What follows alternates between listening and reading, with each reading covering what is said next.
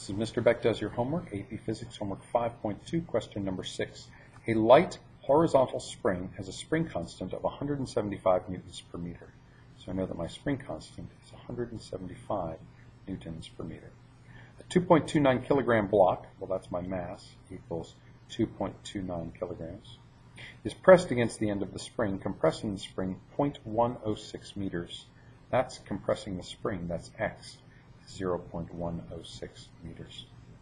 After the block is released, the block moves 0.236 meters to the right before coming to rest. Ooh, that's interesting.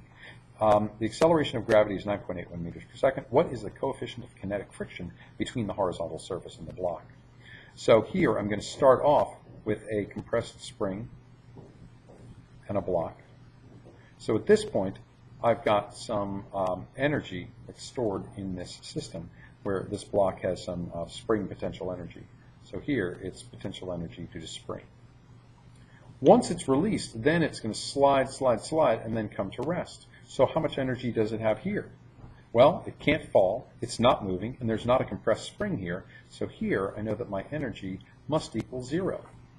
Well, what happened to all this energy?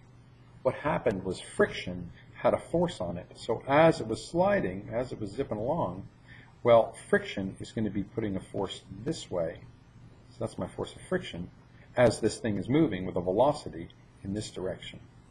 So the force of friction is acting opposite the direction of motion, so the force of friction does negative work. How much negative work? This much negative work. So the force of friction must take away all of this energy so that the energy later on is 0. So earlier the PE spring is the TME. Later on, the TME is 0, so my work done by friction is going to be the change in energy, the change in TME. So, PE spring is going to be 1/2 kx squared, and that's going to equal the work done by friction. That is going to equal the force of friction times the distance that I traveled. And it tells me the distance. It says it moves 0.236 meters, so that's my distance traveled. 0.236 meters. So there's my distance. What I'm really looking for is the coefficient of kinetic friction. Well, this will give me the force of friction.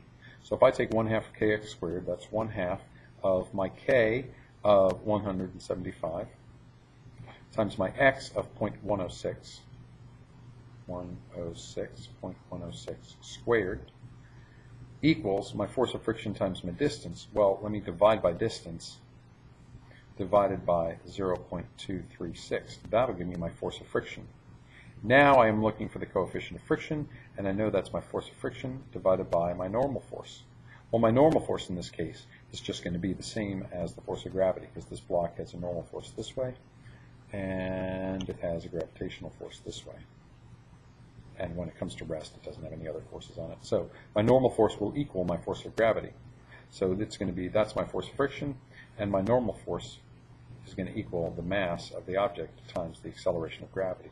So that's going to be a mass of 2.29 times my gravity of 9.81. So that's my normal force. So I've got my force of friction, I've got my normal force, I can easily solve for my coefficient of friction.